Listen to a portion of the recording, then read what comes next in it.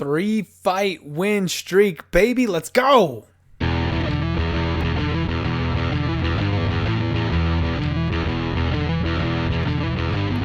Woo!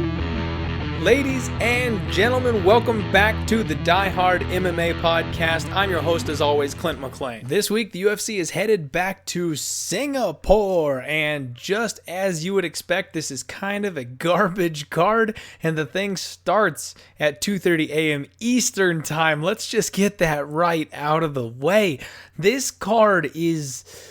I don't know quite how to feel about it. There's a lot of intriguing matchups, but there is a severe lack of hype on this card. This is one of those cards where the UFC is like, okay, so we've done this cool event, we've done, a couple of them in a row, and we've got a couple cool spots coming up. Who do we have left? Let's dump them all on one card and put it out at 3 freaking in the morning where nobody on the US side of things is going to be able to watch it.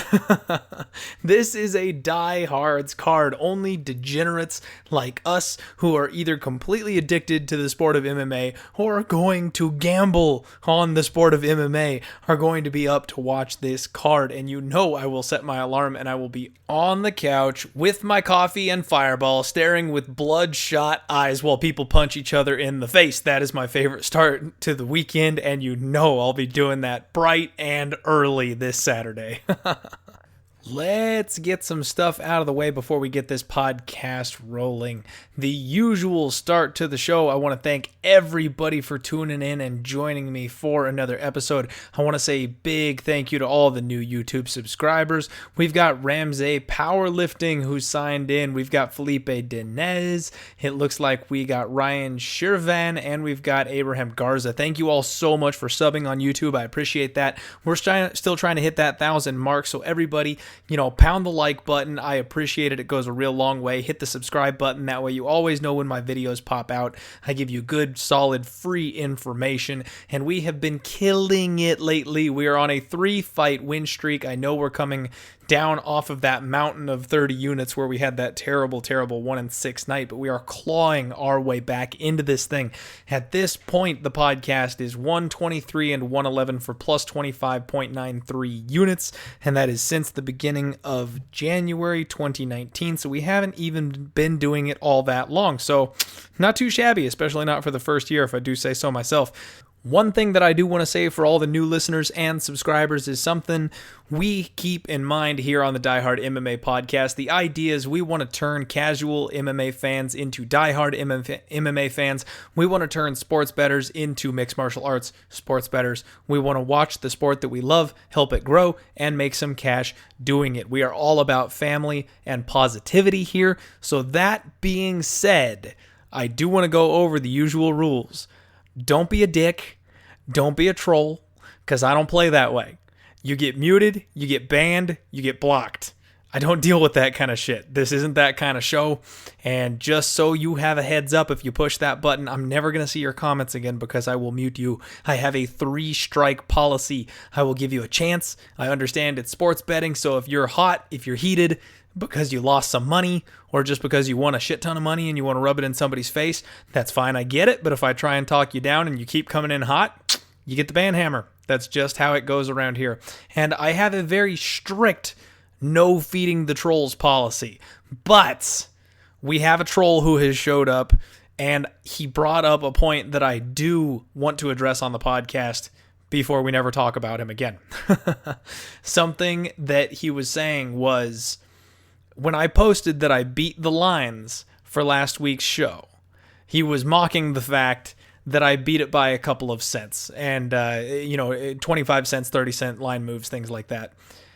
You realize, now some of you might not, so if you don't realize this, I'm not trying to make you feel stupid. This is a learning moment. When it comes to sports betting, if you are beating a line move by 25 cents or 30 cents, you are making money. End of story. If you keep betting long term and you keep betting those lines and beating those movements, you are either winning more money than someone who made that same bet, or you are losing less money than someone who made that same bet. So mocking me for beating a line move by 25 or 30 cents is moronic. And you either don't understand how it works, or if you do, you're just being dumb. So you can mock me all you want. I'm going to cheer. I'm going to put my hands up. I'm going to pound my chest every single time I beat a line move by 25 cents because I'm making more than you. If you and me make 4 bets, you get plus 100 and I get plus 125 on all of them. At the end of it, when it's all said and done, I've got $5 and you've got $4. I am better than you, and the money scores that for us. So don't mock me for beating line moves. No matter how small they are, it's fine. Because if you lay 200 on a fighter who loses, you're losing 2 units. And if I laid 150 on that fighter, I'm only losing $150 instead of 200. So that's literally the game that we're playing. And beating those moves means that you are winning the game that we're playing. Now, while I'm on the subject of the game that we are playing, here on the Die Hard MMA podcast, sometimes we disagree. Sometimes we don't have the same picks, and that's okay. I'm not competing with any of you, all right? Just bear that in mind. When you listen to the show, if I make a pick against a fighter that you either think there's value on, you're going to bet on, or who you're a fan of, I'm not saying they suck. I'm not saying they can't win, and I'm also not saying that I'm better than you by picking the other direction, okay? This is not a competition between me and you. I'm trying to help you, and I'm trying to help myself, and we're trying to win money from the bookie. That's how this works, all right? So there was one other comment that, again, I'm not going to rat anybody out here or anything like that, but don't get hot when I pick against you. If I find value on a fight, I'm a fan of and I respect every single person that steps inside the cage. What professional fighters do is beyond comprehension. The bravery it takes, the dedication, the hard work, the athleticism, all of it, it's absolutely incredible. And I respect every single one of them for doing it. So if I pick against your boy, if I pick against someone who you know personally or just your favorite fighter that you've been watching for the last 10 years, don't come at me. Because I see a spot where I can win money, and that's the only reason that I'm making that bet. It's not because I think they're a bad person, and it also doesn't mean I'm talking shit about them. We're going to analyze their skill sets as truthfully and as honestly as we possibly can. Not from a fan base, but from a sports betting base. Okay? And then again, on the flip side of that, if I make a pick and we're going head-to-head on that pick, if you think there's value on the line the other way, that is fine. The good news is one of us is going to win money. Right? So we don't need to come at each other. If you want to gloat, if you want to get excited, if you want to cheer, that is fine. I will congratulate you. I will high five you. I am super excited for you, even though I lost my bet. But don't rub my face in it. Don't come back at me and keep on coming hot at me because you won on a pick that I went against. Especially if it was a lean. That's so dumb. When I have a lean, I break down the full card for you guys. I give you all the information that I can get my hands on so you can make the most informed betting decisions you possibly can, and so we can get to know these fighters and their skill sets for future betting purposes. If I make a pick, not a betting selection, not a bet that I'm going to go official on, but just a pick. When I say, here's how the fight breaks down, I think this guy wins, and you don't agree with me, if it's just a pick, honestly, I really don't care that much about it. I'm not putting a whole ton of effort or energy into saying that this guy is going to win because everyone likes to hear your selections, so I give one. So, again, if I give a pick, and especially if it's not a bet, don't take that personally and don't come after me rubbing my face in the fact that I was wrong, because the official picks are the ones that matter. The official picks are the ones we're putting money on, and the official picks are the ones that I feel convicted about. So, now that we got all that out of the way, I know that was a little dry for those of you who have been around for more than just the last couple of episodes. I apologize. I do have to repeat that every so often because as we get new listeners into the show, you always get the same round of people. Sports bettors, they come in, they like to put their money down, they run hot when they win or when they lose, and a lot of people have this mentality of it's a competition, it's you versus me, and I'm better than you, and that's what a lot of people try to do, and that's just not what this show is about. So keep that in mind if you're going to be a listener, if you're going to interact with me on Twitter or on YouTube. I love that. I absolutely love that. Comment, let's talk about it, let's break down pros and cons. That's what this is here for. That's what I'm trying to do. but check yourself, because it's not going to be a pissing contest. That's not what this podcast is about. So let's dip into the breakdown, the review of last week's card. We're going to keep this short and sweet since we've burnt a little bit of extra time coming in here. We had a great night. We had an absolutely phenomenal night. We went 3-1 for +2 units on the night. Randy Costa versus Boston Salmon, maybe the easiest bet of the entire year for that bad boy to go under +100. The only thing I can say is I wish I had made it a 2-unit bet. I was so sold on that bet happening. That one was damn near a guarantee, the way that Randy Costa fights, and now that cat's out of the bag. I don't expect to get anywhere near that kind of value on him moving forward, but it was a perfect spot. Darren Stewart versus Deron Winn. That was a fight that was actually really controversial. There were a lot of people who were upset about the decision on that one. A lot of people who were betting Win because of the wrestling advantage.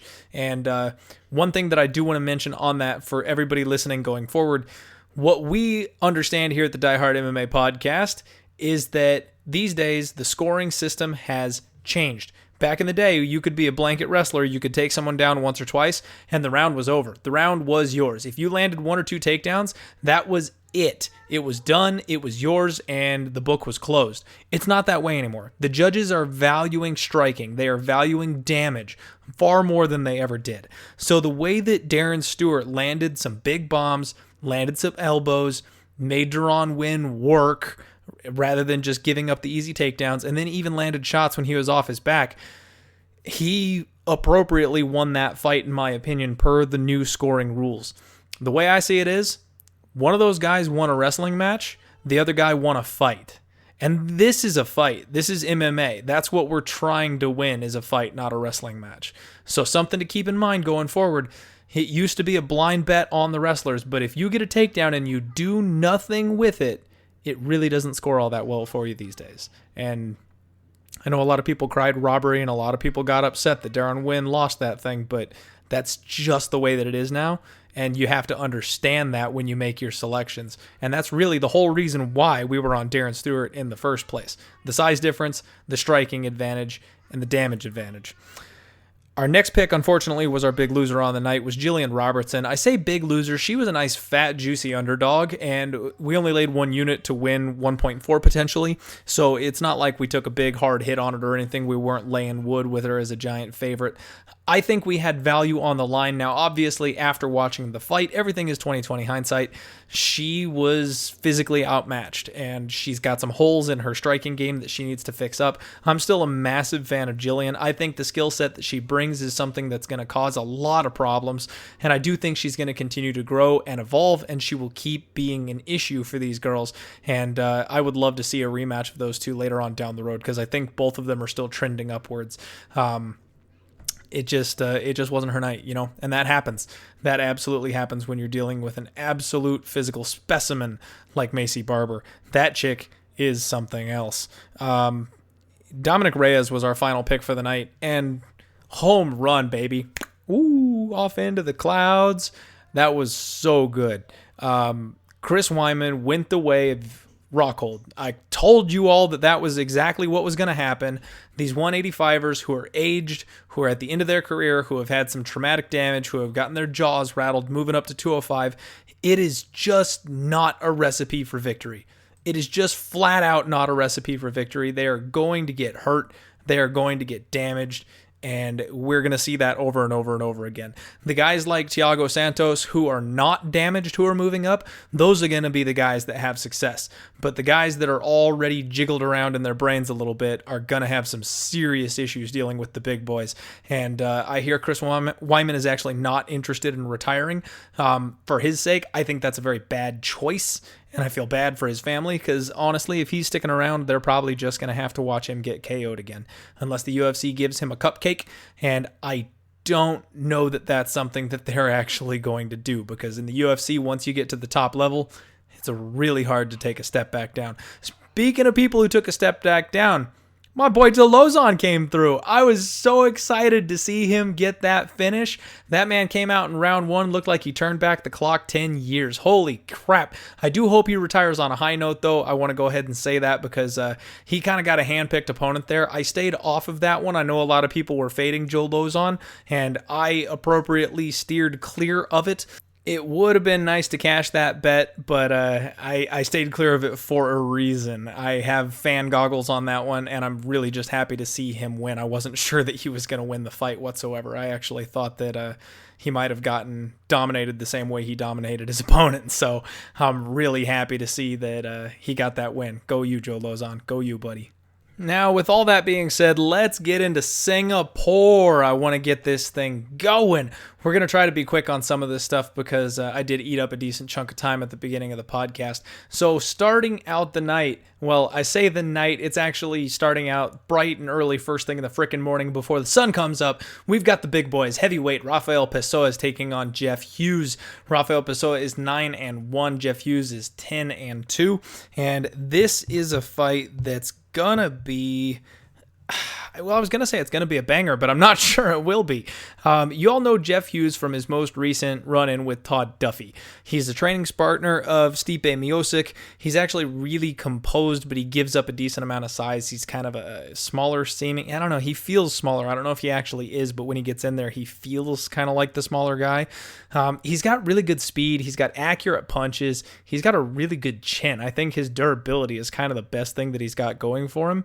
He did give up the takedown against Todd Duffy. He gave up the takedown against Maurice Greene several times. I mean, to be completely honest, I am not overly impressed with Jeff Hughes. I think his durability and his toughness is his best asset. He kind of wades through the storm until his opponents are done throwing, and then he throws back, and he throws back in volume and puts his opponents away or wins on the scorecards that way. He actually has a decent chunk of fights going to decision, which in heavyweight is not something that you see a whole lot because of the kind of heat that these guys throw with. He doesn't seem to have heavyweight power. Now, Pessoa on the other side of this thing, he's really light on his feet, but he's got really sloppy striking. I'm not impressed whatsoever with Pessoa on the flip side of this thing. He got subbed out by Ciryl Gane, which nothing wrong with that. Ciryl Gane is a beast, but he got taken down, put on his back, and choked out within a minute in his UFC debut. Prior to that, he was 9-0, undefeated with 6 of his 9 wins coming by KO. So these two guys are kind of in a similar position here. Maurice Greene beat Jeff Hughes by decision after he came off of the Dana White Tuesday Night Contender Series, and he won his Contender Series via KO, which I find interesting considering he doesn't really KO that many people. Only 4 of his 10 wins have come by KO.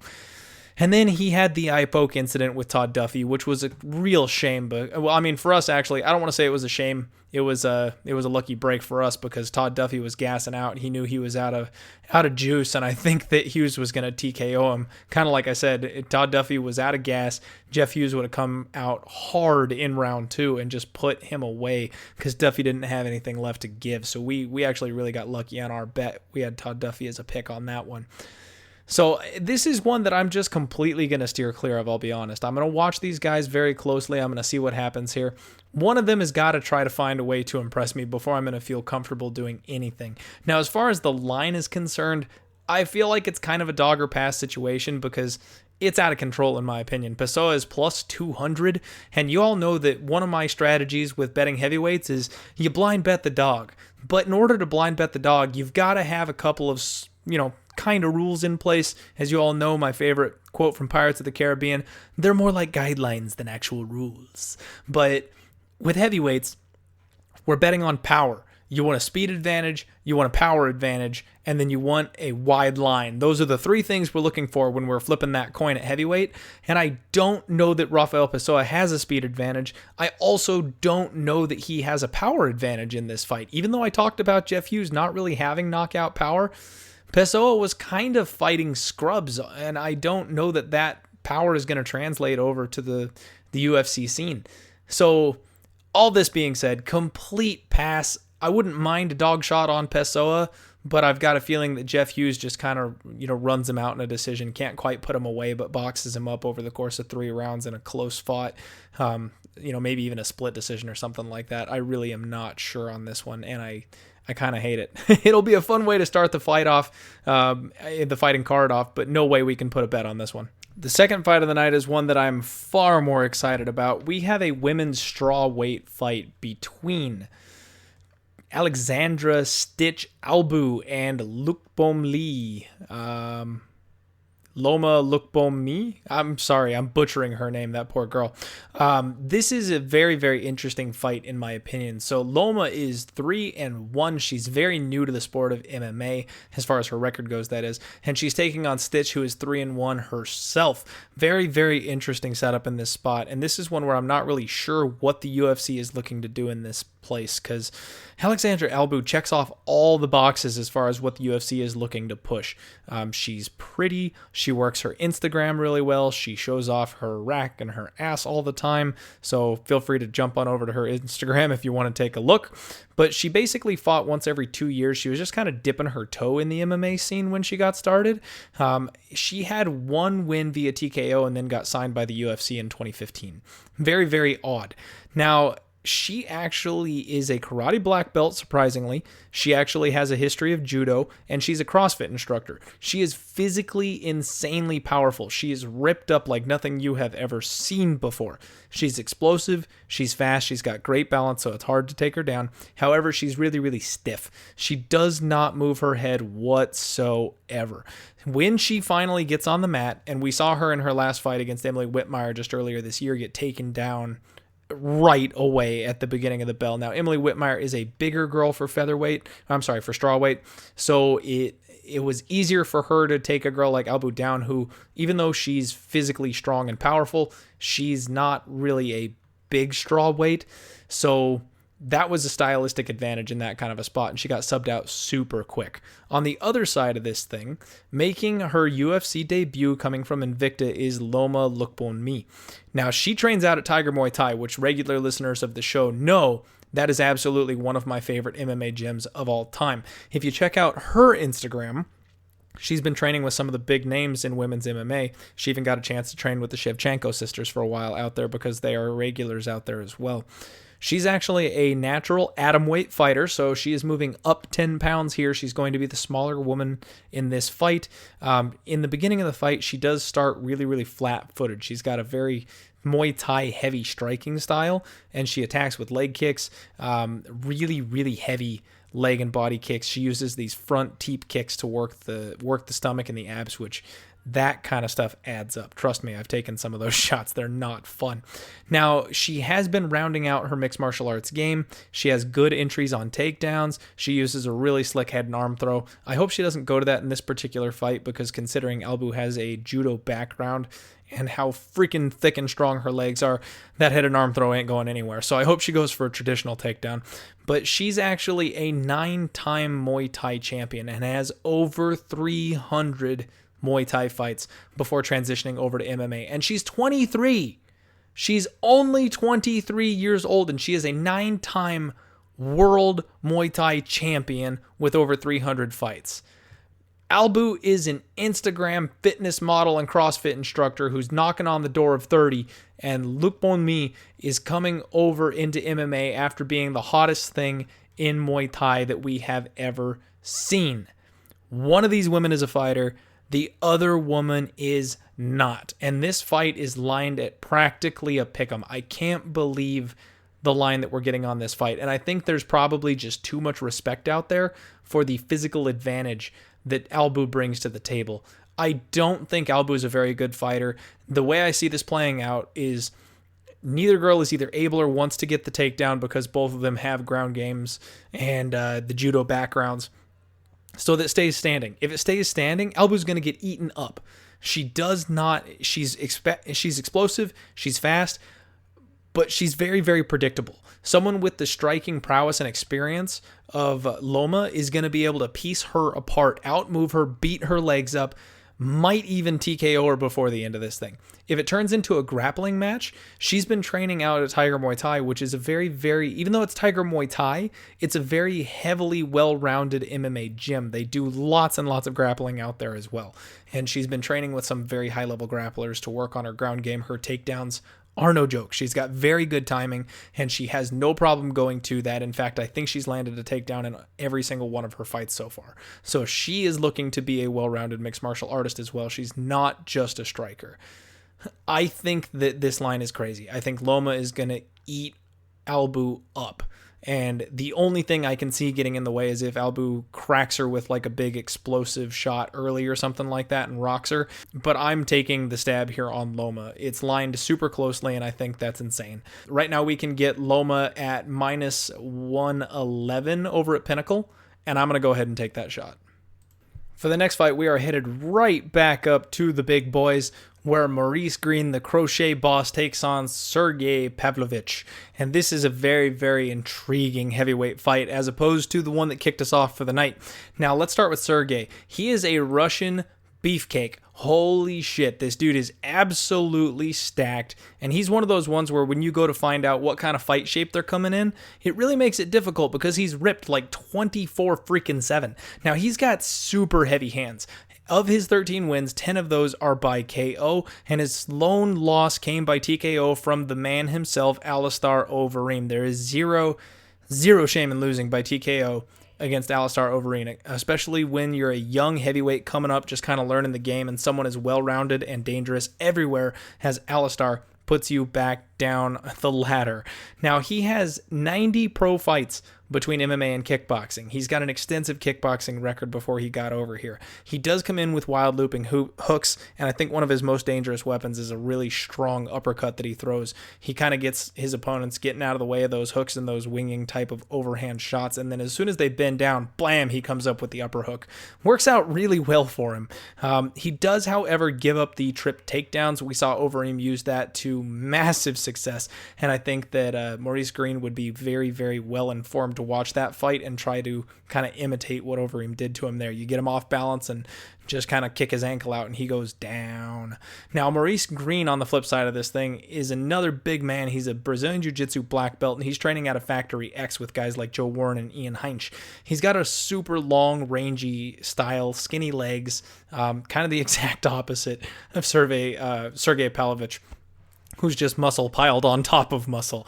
Now, he throws excellent combos. That's something that I really like to see, is when he comes in, he hits 2, 3, 4 shots in a row. He throws heavy leg kicks. If he gets you to the ground, he's got some serious ground and pound, and he's a high volume striker. Very much less so the one punch knockout type of guy, but he volumes up just like Jeff Hughes. Actually, him and Jeff Hughes have fought twice, and they split that 1-1. One thing that I like to see from Maurice Greene, though, is that he's super hungry. If you go to his Instagram, absolutely everything that he's posting, it's motivational quotes. It's talking about, getting in, doing the work that you need to do, and putting in all the time and effort to get where you want to get. He's a family man. He's got a couple of kids. He's trying to provide for his wife and his kids, and I love seeing that extra level of motivation, in my opinion, as a father myself, goes a super long way. You see some of these guys come in. Jared Cannonier is a great example of a guy, they've got these kids in this family that they're really fighting for, and they put all their energy and effort into everything because they know if they lose, they're bringing home half a paycheck. So I think that really matters in this kind of a situation, honestly. And this is another spot where I feel like it's a dog or pass type of situation. Now, the only problem is we've got a slight reverse line movement situation here. 58% of the money has come in on Greene, and Sergei Pavlovich has only gotten 42%. He opened up as a minus 230 favorite. He has been bet up to about minus 150. The comeback on Maurice Greene right now sits around plus 220. I'm very, very tempted to take the shot on Maurice Greene. The only problem, like I said, is that we have got a volume striker going up against a power puncher. So the volume striker is the guy that generally tends to get caught there. Now, Greene does leave himself open, even though he's coming out of a really good gym, and I expect to see improvements from him physically speaking. He's looking a decent chunk less flabby. He's looking much more in shape, he's kind of filling out. You see that when fighters get to the UFC, they start taking things very seriously. They get in with a good gym, and then their bodies start to transform as they get used to that, and they get to the top level where they're getting all the good information and sometimes all the good supplements. So I think this is a spot where Greene could absolutely pull the upset. I don't feel comfortable rolling those dice, though, because Pavlovich is a serious beast here. However, if money keeps coming in on Pavlovich, if that line does get wider, I will be very, very tempted to bet on Greene maybe later on. We're moving on down to featherweight, where Enrique Barzola, 16-4-1, takes on Movsar Evloev, who is 11-0. Fun story, we faded 2 undefeated fighters last week, and we went 1-1. Let's see what we do here. Now, let's start with Enrique Barzola. Barzola has a very, very stiff jab, and he's got a super, I don't know what the hell that was, sorry. He's got a super pressure style, constant forward pressure. He trains out of AKA, and honestly, I checked out him on Instagram. He's in the best physical shape I think I have ever seen him in. He was talking about moving down to 135. Seems like he maybe have reconsidered that, but it honestly looks like he packed on some muscle. One of the things Barzola does well is he rolls with shots. Anytime a big shot comes up, whether it's a kick or a punch, he's got super quick reflexes, and he rolls and parries very, very well. He has excellent lateral movement, and one of his best weapons is his gas tank. He really never slows down. He came to us off of The Ultimate Fighter Latin America, and he has been on an absolute rampage since. He was on a 4-fight win streak before he ran into Kevin Aguilar, lost a close decision, and then he bounced back with a split over Bobby Moffett. Now, that's not super impressive, but he got back on track, and that's really what mattered. Honestly, I'm not sure it should have been as close as a split, but Moffett knew he was on the chopping block, and he came out for blood in that fight. It was a little closer than I felt comfortable with. We actually almost bet Enrique Barzola in that fight, and we ended up passing. And I remember saying how grateful I was that I passed because of how close it ended up being. On the flip side of things, we've got Movsar Evloev. This is only his second fight at 145 pounds. He's actually a smaller guy himself, so it's kind of interesting that both of these guys are smaller and could potentially fight a weight class down, but they're fighting each other instead. He has a really good solid step-in hook. He uses that pretty regularly, and he moved out to Tiger Muay Thai, which we've already talked about, one of my favorite gyms. So we expect his striking to be improving pretty rapidly over there. However, he hasn't been out there very long, so we're not sure what kind of leaps he's made at this point. He's a Russian M1 champion. One of the things I noticed is that he leaves his chin wide open. He does this step-in hook and a step-in jab, and when he does that, he drops his guard hand. He gets countered in that spot all the time. Now, he's mainly a grappler, though. He changes levels really, really well, and he's kind of a Khabib-esque chain wrestler. He's really active on top control. He looks to guard pass, looks to ground and pound, and it's kind of interesting because Enrique Barzola training out over at AKA, he literally gets to train with Khabib. So he's not going to be any stranger to this kind of fighting style. Now, Barzola is 5'7" with a 70-inch reach, whereas Evloev is 5'7" with a 72-inch reach, so he will have a slight reach advantage. There aren't enough stats on Evloev because he hasn't been in the UFC long enough, but he did land 5 takedowns in his UFC debut. So that is basically just his strategy. All in all, he sells out for the takedown. He tries to get you on the mat. Once you're there, you're in his world, okay? Now, when we're looking at Enrique Barzola, we've got to look at specifically his takedown defense, right? He has an 80% takedown defense, and he has been fighting in the UFC since all the way back in 2015. The dude has got a ton of experience at this level, and he's got an incredible takedown defense stat. He also averages 3.77 significant strikes per minute and only absorbs 2.93. So with his aggressive point striking style, he is very handily outstriking his opponents, and then he makes it to where you can't take him down. He's kind of the perfect counter wrestler in this kind of a spot. He's going to give Evloev problems, especially considering the gym he comes out of, the takedown defense ability that he's got. I think this is going to look very, very similar to Darren Wynn versus Darren Stewart last week. I think that Barzola is going to be able to bop Evloev up. He's going to have a very significant striking advantage. And then if Evloev goes in for the takedowns, Barzola is going to make him work for it. And he's probably not going to give that many of them up. Even if he does give up a couple of takedowns, I don't know that Evloev is going to be able to do all that much damage to Barzola. And Barzola will more than likely be able to get back to his feet. I think there's a crap ton of value on Barzola here. It's been a landslide of money coming in on the undefeated Evloev, and I was smart enough not to tweet out this bet because I knew I wanted to take Barzola in this spot. We talked about beating line moves earlier in the show. I could have gotten plus 140, plus 145 on Barzola, but I went, you know what? Evloev's hot. Evloev's undefeated. Money's coming in on him. I'm actually going to wait for the Tuesday night show to give that pick out. Sure enough, we're getting plus 160. So it may have come down just a little bit from the opener at plus 165, but it's like it came down and then it came back up right afterward. And now we're looking at plus 160, and that's the number that I want. That's the number that I like. I will roll with the dog. Enrique Barzola, let's get this thing done. I love that first underdog of the night smell. Smells like money. The next fight is just one weight class up. We have got Alex White taking on Rafael Fiziev.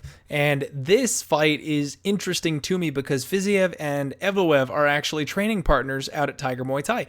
Fiziev is the striking coach out at Tiger Muay Thai, and he has been working very, very closely with Movsar Evloev.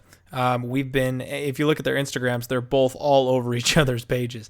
Now, Alex White is 31 years old. He is 13-5, taking on Fiziev, who is 6-1, coming off of his UFC debut and a bad spinning heel kick KO, courtesy of Magomed Mustafayev. Talk about a kick.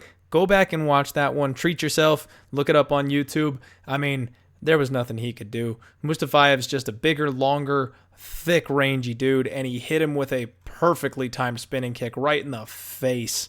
That was awesome. So, I mean, he's for sure a prospect, and that's an opponent that there is absolutely no shame in losing to. If you don't recognize Magomed Mustafayev, dude's 14-2. His only loss was to Kevin Lee in 2016, and he kind of took a break from fighting for a couple of years there. He looks like he's getting back on track, picking up right where he left off. So really no shame in that loss. Alex White, on the flip side of this thing, has had kind of a rough run of it since he's been in the UFC.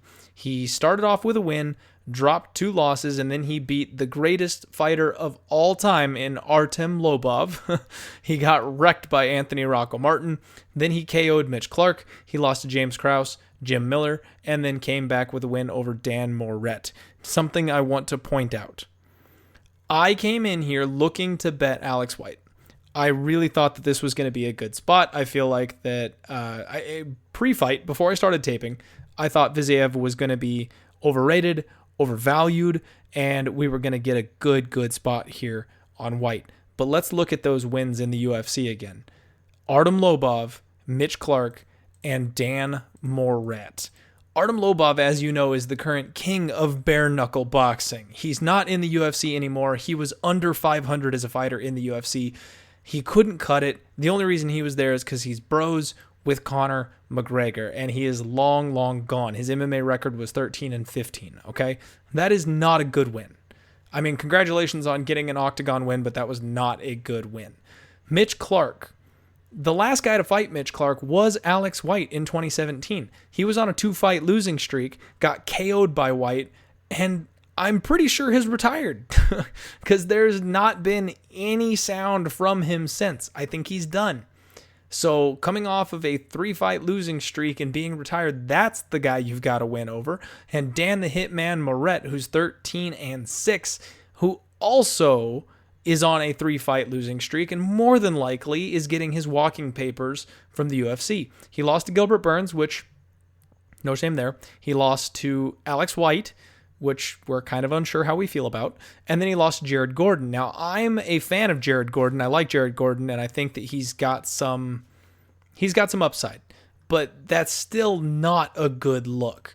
The only 3 guys that you have beaten in the UFC are guys that are either no longer in the UFC or are barely clinging onto their jobs on a 3-fight losing streak. Not an impressive resume. Now, he is a good boxer. He's got really heavy hands. He blitzes in with straightforward punches, and he does throw 3 and 4 punch combos. Like I said earlier in the show, I love seeing that. That's the kind of powerful volume that's going to get you the knockout later on in a fight because you simply overwhelm your opponent. It's not 1 and 2 big shots. All they've got to slip and dodge 1 to get away from you. No, there's more coming down the pipe right after. He did lose to Kraus due to grappling. That's something that I want to make a note of here. He was recently promoted from blue belt to purple belt in August, so he's working on his ground game. He is filling that hole. Now, I don't know that that's going to come into play into this particular fight because Fiziev isn't a grappler himself. Let's take a look at Fiziev. He trains over at Tiger Muay Thai. Like I said, he's training with his boy Mustafayev, and he is another one who has over 200 amateur Muay Thai fights. He's an amateur Muay Thai champion, and his greatest asset is his legs. Holy shit, this guy's legs are fast. He throws really heavy leg kicks and extremely fast leg and body shots that I think you're going to have a hard time getting out of the way of. If he gets comfortable in there, you are boned. Now, he flurries when he gets people cornered. He likes to walk them down using the leg and body kicks, kind of corrals them into spot that he wants them. When they get their back in those kind of tight little corners of the octagon, he just goes to town. He absolutely flurries with super hard, heavy hooks. And I think that's kind of going to be what he does to Alex White here. Alex White, like I said, he's going to be taller, he's going to be longer, he's a puncher. He's got boxing style, and he's going to be going up against a Muay Thai striker who's insanely athletic and explosive. Now, he's going to have a height advantage, but oddly enough, they have the exact same reach, so there will not be a reach advantage, even though Alex White is a decent chunk taller. I don't like this line at all. Like I said, I wanted to bet Alex White just because I saw the value that was going to be available on that line. 62% of the money has come in on Alex White, driving him from a plus 180 underdog down to plus 170, plus 165 in spots. I'm going to hold tight. I'm going to hold tight right now. Fiziev is still around minus 200, minus 190. And if money keeps coming in on White, I might have to take that shot on Fiziev because I think Fiziev is the kind of guy who has a future in the sport, who has a future in the UFC. I think that Alex White is in the running for the chopping block. I think he's in the running for being one of the lower tier fighters in the UFC, just kind of barely beating the people underneath him to remain in the UFC. I don't think that he can win this fight. Now, granted, I always talk about the value on underdogs. You never want to count people out. And this is a spot where I'm kind of doing that with Alex White, and that's why I'm passing. If I can get Fiziev all the way down to like a minus 140, minus 150, I'll take that shot. I don't think he's going to get bet that low, and because of that, this is more than likely going to be a pass because I'm not going to lay minus 200 on this guy. I do think it's a closer fight, but I do think Fiziev ends up getting the win. Our next fight is at women's strawweight, where Randa the Quiet Storm Markos takes on Ashley Yoder. Now, Ashley Yoder goes by the Spider Monkey, which is a fantastic fight name. And this is a fight where I'm a little confused. Randa Markos is a very, very hot and cold kind of fighter. She's really, really hard to pinpoint. So she wins a split decision over Carlos Barza. She loses a split to Alexa Grasso. She beats Juliana Lima. She loses to Nina Ansaroff. She goes to a draw with Marina Rodriguez. And then she comes in like a freaking hurricane and subs out Angela Hill in the first round. Then she has the worst game plan of all time and loses a staring contest to Claudia Gadelha. I can't figure this girl out.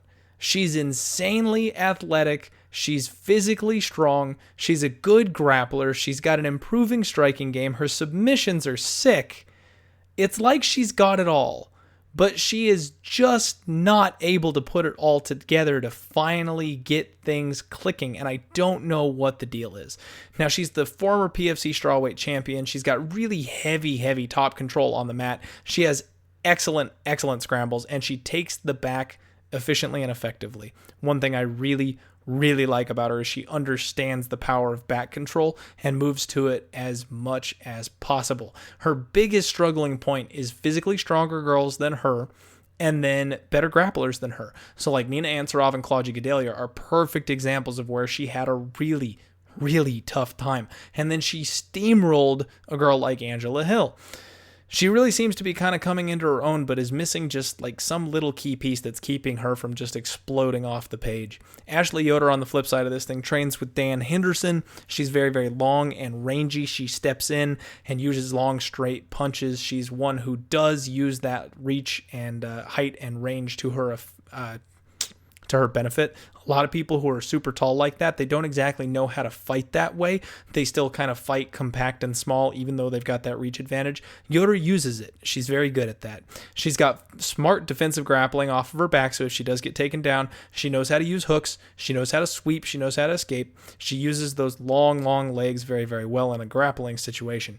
Now, she does give up her back a lot. When she rolls to get to the feet, when she tries to escape, she gives up opportunities for her opponents to take their back, and she hasn't really been made to pay for it. She lost a split decision to Mackenzie Dern, who we all know is a phenomenal grappler, and she stayed out of danger in that situation, but Mackenzie Dern lacks the wrestling that you would need to take advantage of those kinds of weaknesses. She did lose a decision to Angela Hill, and then she's currently riding a 2-fight win streak after losing her first 3 UFC fights. She very well could have been cut at that point, but she's kind of poking her head back up to, I guess, the middle or top of the division here with Randa Markos, who's been fighting some top-tier name fighters. Randa Markos... My stupid phone moved and I lost my spot. Sorry about that. Randa Markos is 5'4". She has a 63-inch reach. She averages 2.8 significant strikes per minute, but she absorbs 3.13. So on the feet, she is getting beat. Plain and simple, she is losing to her opponents. She is being outstruck. Now, Yoder, on the flip side of this thing, is 5'7" with a 69-inch reach advantage. She's going to have a massive 6-inch reach advantage on the feet. She outputs 3.13 significant strikes per minute and absorbs 3.23 significant strikes per minute. So she is also being outlanded by her opponents.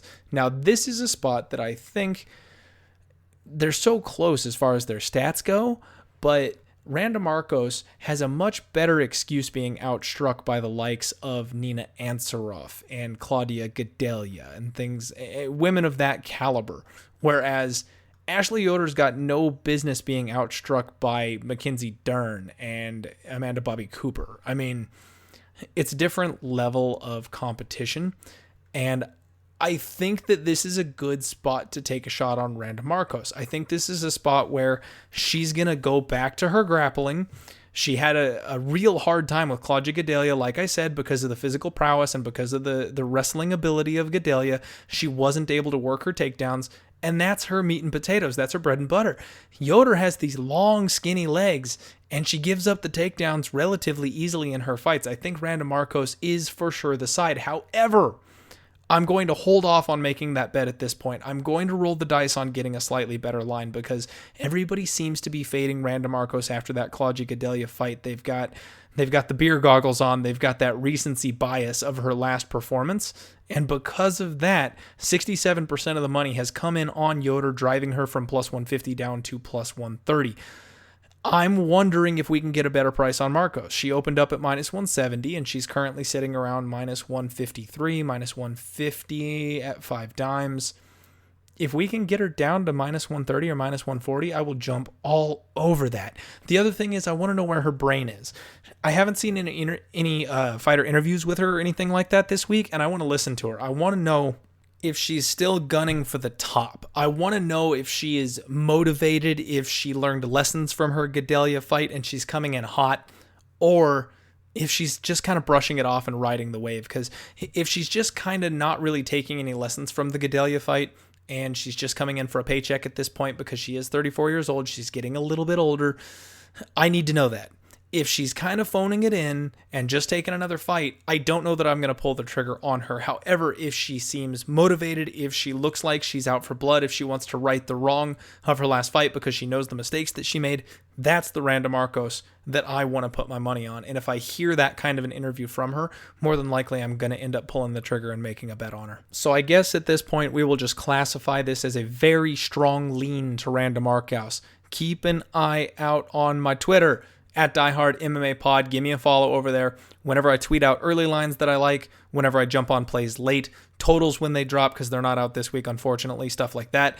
All that stuff comes on my Twitter, so go give me a follow.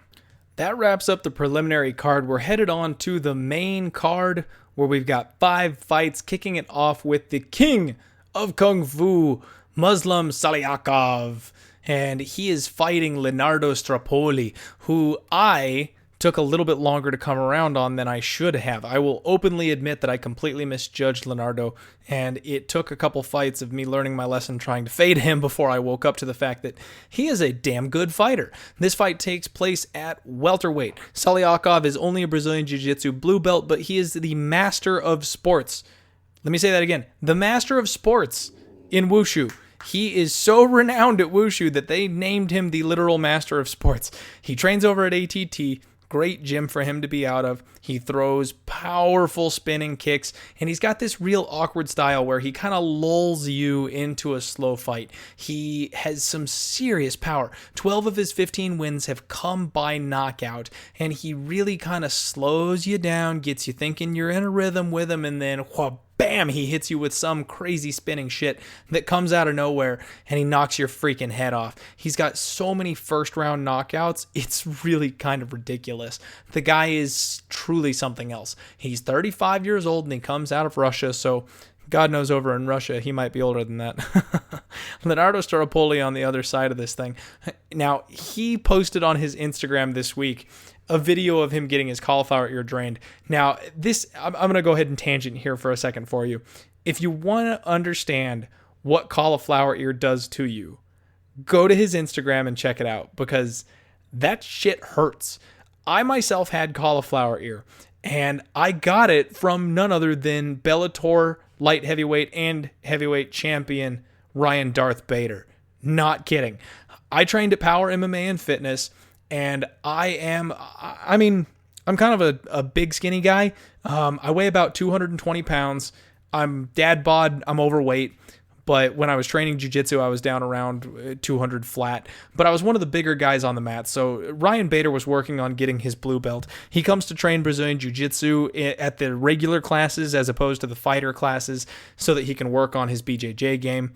And they threw me in there with him because he didn't know how to really grapple off of his back, and that's what he was working on. I was the biggest guy in the room, so I had to grapple with Ryan Bader. First, let me say, strongest human being I have ever touched. Holy shit. It was like grappling a bear. He laid on his back, I got into his guard, and he closed his guard, and there was not a damn thing I could have done. He could have probably squeezed the life out of me just with his legs in that open, closed guard spot without me being able to put up much of an effort because I couldn't budge him. He threw up a triangle on me, did it completely wrong, and proceeded to squeeze my head like a watermelon. And I felt a crunch. My ear was kind of flipped over on top of itself underneath his leg, and that crunch was the cartilage in my ear breaking. It immediately swole up, and I was like, well, son of a bitch, because now I've got cauliflower ear and my face is forever ruined. Well, so like an idiot who's brand new to having cauliflower, I go to the doctor to get it drained. Now, they charged me $100 to wait an hour for the doctor, and then when he finally got in, for him to spend about 62 seconds popping a little needle into my ear, draining it out, and saying, come back in a couple days, we'll do it again, because those things refill. So I got the bill for $100 and was like, fuck that, I'm never going back doing that again. I went down to Walmart, and I don't know how I got away with this, by the way. I go up to the window by the pharmacy where you buy condoms and stuff like that, and I was like, hey, I need some needles. The guy's eyes get wide and he looks at me, and I'm like, no, nothing like that. I'm like, look at my ear. I'm like, I do Brazilian jiu-jitsu and I've got cauliflower ear and I got to drain it. I was like, I don't want permanent cauliflower ear, because that's what happens when these guys have like these massive cauliflower ears. You think of like Randy Couture back in the day and stuff like that. You can't drain it, because if you keep training and it keeps getting aggravated, it just keeps refilling. Eventually it hardens. It solidifies, and then your ear is just forever stuck in that position. So I was like, no way, like I'll take a break from Brazilian Jiu-Jitsu and I will not be stuck with permanent cauliflower ear. So I go to this guy, and he thinks I'm a drug addict in there, but for whatever reason, he throws all of the laws out the window and hands me a full fistful of freaking needles. And I walked out of there with a fistful of freaking needles that I could have been going around the corner to shoot up in the alley for all he knew, but the dude handed me a bag full of freaking needles for no cost whatsoever. Maybe one of the weirdest situations of my life. Thankfully, I drained the cauliflower ear. I took a couple months off jiu-jitsu, and my ears are fine these days. But just fun little tidbit there that I wanted to share with you, because it's maybe one of the more interesting MMA stories of my life, considering Ryan Bader was the one that did that to me. I highly doubt he remembers that. Back to Leonardo Staropoli. The dude has super fast hands. He throws in combos. He's got excellent footwork. That's one of my favorite things about him. And he has side-to-side lateral movement. He really confuses his opponents by the way he moves around. He froze up Thiago Alves, who is a veteran striker. Absolutely did not know what to do with this kid, Staropoli. And he mixes in elbows. He's got excellent head movement, and he never slows down. This is such an interesting fight to me because we have Salikhov, who's going to be slow and plodding and try and lull this thing into a slow fight. And then we have Leonardo Staropoli, who is super high-paced, constant action all the time. Now, Muslim Salikhov is 5'11" with a 70-inch reach. Staropoli is 6'1" with a 71-inch reach. So slight height and reach advantage, very slight. Muslim Salikhov averages 2.05 significant strikes per minute, and he absorbs 141 significant strikes per minute. So he is outstriking his opponents, although not at a super high clip, simply because of how slow his fights are. Staropoli, on the other side of this thing, averages 5.03 significant strikes per minute, so massive output, and he absorbs 4.23 significant strikes per minute. So he leaves himself open to being hit simply because of the amount of output that he has. This is going to be a striker's delight. These two are going to go at it. Salikhov's going to try to slow him down and walk Staropoli into something. Staropoli's going to be spinning all over the place and try and catch Salikhov with something, and I'll be completely honest with you. I love the dog here in this spot. I think I found another dog to take. I've been looking for an opportunity to fade Salikhov because as good as he is and as incredible as he is, he's not a super well-rounded mixed martial arts fighter, and somebody who's going to not get suckered into the game that he plays is going to be able to outpoint him. And I think that that's exactly Staropoli. Staropoli is 26 years old, so he's super young, full of piss and vinegar. Salikhov is 35. Even though he's still got gas in the tank and he's just getting his UFC career rolling, he's going to be older. I think this is, I don't want to say a changing of the guard, because it's not really that. Salikhov hasn't been around forever, but his style is something else, something completely different. Now that we've seen it a couple times, I think that people are going to figure it out, and I think that Staropoli is going to be the kind of guy that will be one of the ones to figure it out. He's only got one loss on his record, and that was his third MMA fight all the way back in 2013. I think this kid's going to be something special, and the biggest thing that I love about this is the line, because of course, once again, we've got a crazy touted fighter here that is going to be pushed as the favorite. Muslim Salikhov opened up at minus 145, and money has pushed him all the way up to minus 170, minus 180 in spots. We're getting plus 150 on Staropoli, and I will take that right freaking now. I think this fight is super close. It might even be a pick'em. If neither of these guys can land that knockout shot and this thing goes to the judges, Staropoli's going to win it simply on volume, and I'll take that extra 50 cents. That's right. I'm taking that extra 50 cents and I'm flipping that coin, baby. Let's go. All right, for this fight, we are headed back up to the big boys. If you like heavyweight action, this card is for you. Ciryl Gane is 4-0, and he is taking on Dana White Tuesday Night Contender Series veteran Don'Tale Mayes, who goes by Kong, and that's an appropriate name for this guy. I like that. Now, Don'Tale Mayes is 6-2. So he's going to be a little bit more experienced than Ciryl Gane is on the flip side of this thing. Gane is extremely fast and athletic for a heavyweight. Extremely fast and athletic. He has really good in and out movement, but he keeps his hands low. He's kind of not really Silva-esque, but you get my point. He tries to bait you in. He will come at you with his hands down, looking for you to throw and then try and counter on you. He does throw big, heavy leg kicks. He's got long step-in straight punches, and he's got great lateral movement. He's really, really precise at range. He's got excellent precision when he's fighting at the end of his punches. Now, he is a volume striker. Again, another one of these guys. Rather than having that one-hitter quitter power, he does just kind of bop you up over the course of 15 minutes. He will, now I say 15 minutes, but he's never seen the third round. He does just tend to overwhelm people. He's got 2 TKOs and 2 submissions. He is no stranger to the ground game. Seems to be very composed and very well-rounded. Dontel Mays on the flip side of this thing, actually, I believe, has the record for the most appearances on the Contender Series. He's been on there 3 times. In Season 1, he lost to Alan Crowder. They brought him back and he won in Seasons 2 and 3. He's finally getting his UFC debut after being on the Contender Series 3 freaking times. Now, he does show very, very good composure. He seems like he's very comfortable being in the cage as well, which is going to be a good thing for his UFC debut. He's a power puncher. This guy's got heavy, heavy hands, and he throws big, heavy heavies.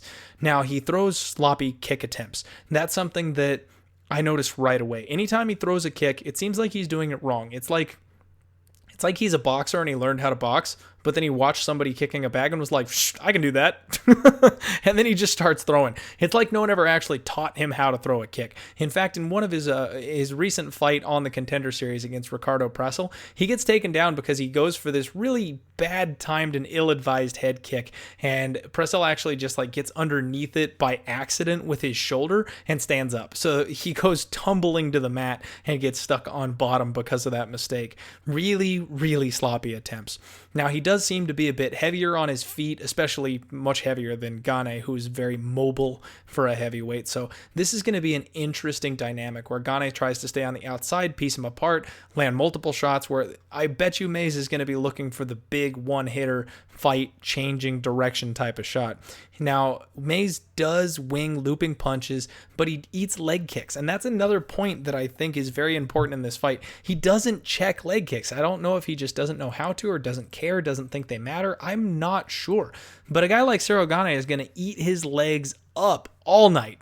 That's all he's going to do is just chop Mays down, and then as soon as Mays starts, thinking about his legs, he's going to bop him right in the nose. So I'm Gane all day here. The only problem with this one, once again, as always, is the freaking line. Ciryl Gane opened up at minus 280, and he's been bet all the way up to minus 350. You can get Dontel Mays at the juicy plus 190 price tag, and you all know me, I love betting my dogs. Underdogs in MMA are the most profitable things in sports betting today, and I have been trying to make a case for Mays as an underdog since I started researching this card, and it's just not happening. I can't see. I mean, you're literally betting on the bomb, right? You're betting that he's going to land one big shot. And as much as I love doing that, and I'm okay with doing that, he's so much worse than Gane is. Gane is an excellent fighter. He's going in the right direction. He's got all the physical abilities, and I just think he's too mobile. I don't think that Mays is going to be able to clip him because Gane is going to be the faster, better fighter, and especially Mays slows down. He's a classic heavyweight in the sense that he throws heavies as hard as he can for the first, 10 minutes, if it gets that far. After about 3 minutes and 50 seconds or so, he slows down drastically. If he gets to round 2, it's even slower. Like he gasses out hard, and against a guy like Gane, that's not going to work for you. Now, Dontel Mays has only been KO'd once. He lost one decision. He's got 2 losses on his record. That Alan Crowder KO came in round 3. Something that I'm going to do, not an official pick, at least not at this point. Let me see when the line comes out. I'll tweet at you. I'm probably going to bet Gane in round 3. I think that's going to be a very, very interesting spot because even though Dontel Mays is going to get outclassed and outworked on the feet, in my opinion, he is tough. He is durable and gritty as hell. But because of that gas tank, he will slow down. Ciryl will be able to pour it on him. If this gets to round 2, if this gets to round 3, Cyryl's just going to take over. And I don't see it going the distance because if Mays is completely gassed out in a punching bag, the referee will stop it. So Gane in round 3 might be a very, very interesting prop bet that we might be able to snipe later on. The next fight takes place at lightweight where Frank the Crank Camacho takes on Beneil Dariush. And this is a really, really good matchup. This is some excellent matchmaking by the UFC's part. Frank Camacho, he moved up to welterweight and he just was way too small, so he cut back down to 155, and this is going to be his second fight back down there. He fought Drew Dober and Geoff Neal, and Neal crushed him, absolutely wrecked his shit. He came back down, TKO'd Nick Hein, got back on track, and he's kind of trying to get things moving again at lightweight. Camacho is 22-7. Beneil Dariush is 16-4, and he's currently riding a 2-fight win streak with wins over Thiago Moises and Drew Dober.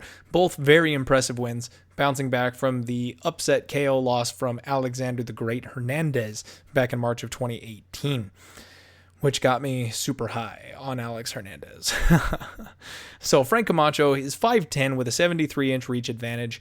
The flip side of that with Beneil is 5'10 with a 72-inch reach advantage. So as Goldie would say, nearly identical. Frank Camacho outputs 6.85 significant strikes per minute. However, he absorbs 7.16 significant strikes per minute. So he is being outpaced ever so slightly by his opponents, but he has an absolutely out-of-this-world pace that he sets. Dariush, on the flip side of that, has a 3.91 significant strikes per minute average, and he only absorbs 2.68. So he is significantly outlanding his opponents, and he's actually better at avoiding damage. He's got a much better striking defense rating. Frank Camacho has a 78% takedown defense rating, whereas the important part of this is Beneil Dariush has a 31% takedown accuracy. He averages 1.59 takedowns over every 15 minutes, so almost 2 takedowns per UFC fight. And Camacho actually has a very similar stat of 1.22 takedowns per 15 minutes. So both of them are averaging about a takedown and a half in each UFC fight. The difference in their styles is that Frank Camacho is a striker. He's a wild bomb thrower. He fell in love with the knockout. 17 of his 22 wins have come by knockout. The man wants to stand and bang. Beneil Dariush has had a little bit of some chin issues. He ran into Edson Barboza, and then he had a war with Evan Dunham where they went to a draw, and then he got cracked by Alexander Hernandez. Since then, like I said, really impressive wins over Thiago Moises and Drew Dober, where it seems like those problems may have been a bit in his past. He seems to have adjusted his style to where that's not quite such an issue, but you will see him get wobbled from time to time. He employs a very heavy grappling style fighting. Even if he doesn't get it to the mat, he likes to clinch, he likes to grind you up against the cage. I mean, grinding really is the best way that I can describe Beneil Dariush's style. That's just what he does. He will outwork his opponents over the course of 15 minutes. 6 of his 16 wins have come by decision, and then he's got 7 submissions. After grinding his opponents to dust, they give up an arm or a neck, and that's just what he does. Frank Camacho and Beneil Dariush, statistically and physically, are very, very similar. This is a really close fight, and it's actually a really hard one for me to call. The line opened up with Beneil as a minus 155 favorite, and Frank Camacho being a plus 135 underdog.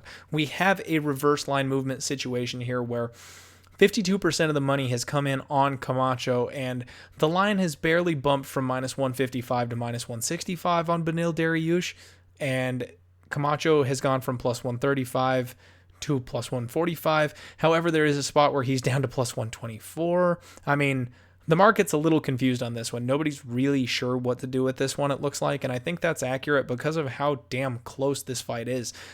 I think I favor Beneil Dariush, kind of like the line suggests, because of the fact that he's going to employ that grappling style. He's going to take away Camacho's ability to strike him. However, I think at some point in this fight, the heat that Camacho throws, he's gonna clip Beneil Dariush. And like I said, those chin issues, I'm not sure if I imagined those just because he got 2 bad knockouts or if that's actually a thing, but I feel like he's gonna wobble. I feel like Frank Camacho is gonna clip Dariush at some point in this fight, and you're gonna get really uncomfortable.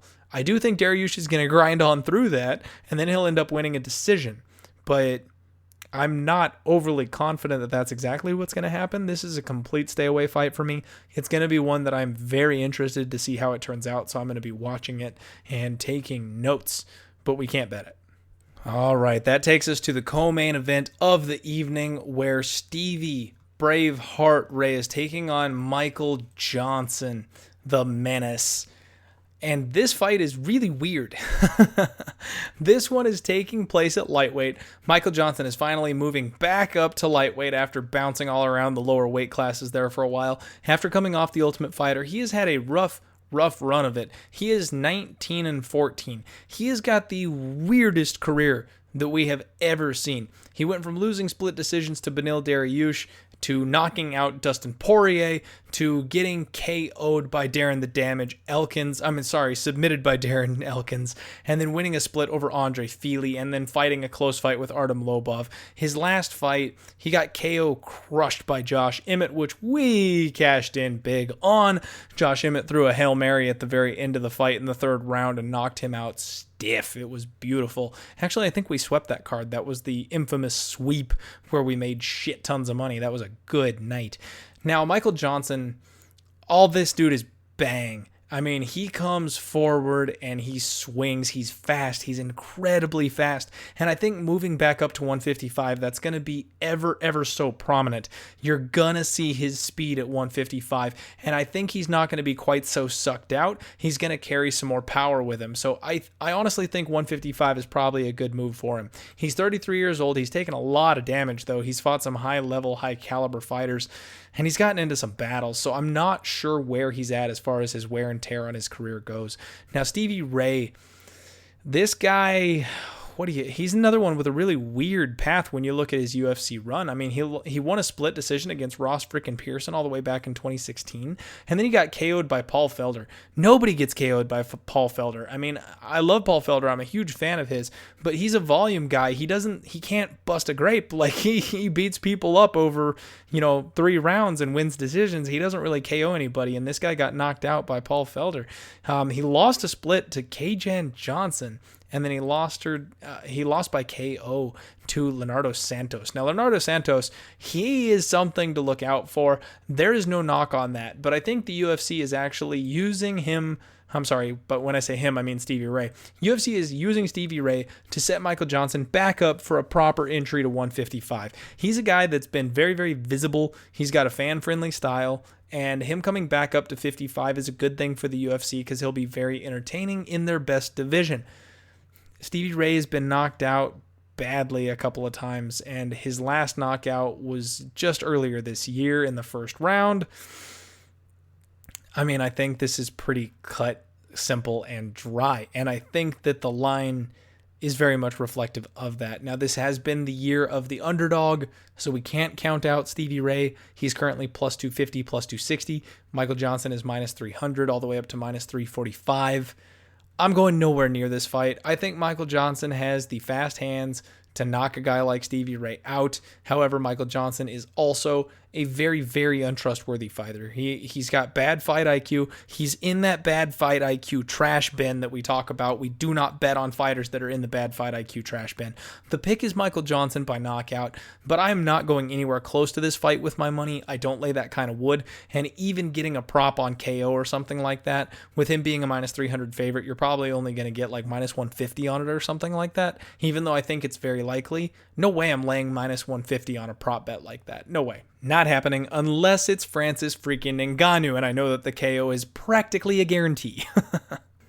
We have made it, ladies and gentlemen. We are at the main event of the evening where Ben Funky Askren, 19-1, takes on Demian Maia, who is 27-9. And this is another phenomenal bit of matchmaking and another confusing fight. We don't have a whole lot of picks on this card because the fights are so close, or it's just so hard to find a good angle, in my opinion. This is another one where we would hate to drop off like 6 units or something on just a shit card that we can snake on by, because there is some seriously good stuff coming up in the next couple of weeks that we want to save some of that cash for. If we can stack, kind of like last week, maybe a 2-unit night, something like that, that's exactly what we're looking for. And this is the kind of fight that makes me very uncomfortable. So Ben Funky Askren, he's been making waves in the UFC since he came over from one championship. Now, his first fight with Robbie Lawler in March was an absolute barn burner for 3 whole minutes, where it looked like he was going to get knocked out stiff. And then he came back and put Robbie Lawler in that bulldog choke, and the whole thumbs up situation, we weren't sure if Robbie was out or not, and the fight got stopped. So he's got a win over Robbie Lawler, but Does he win that fight if it doesn't get stopped? Was Robbie out or not? We don't know.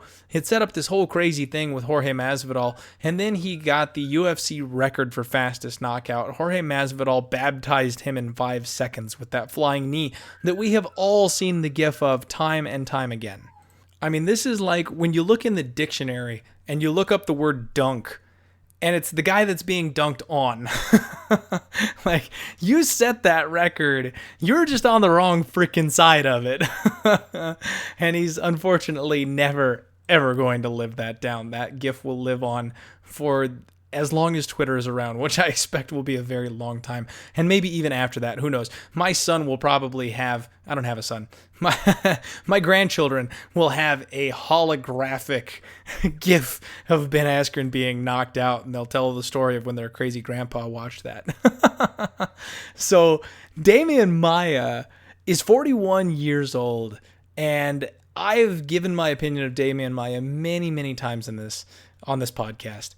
I am super high on Demian Maia. I'm very respectful of him. One of our unofficial rules of the podcast is you don't bet on people over 40.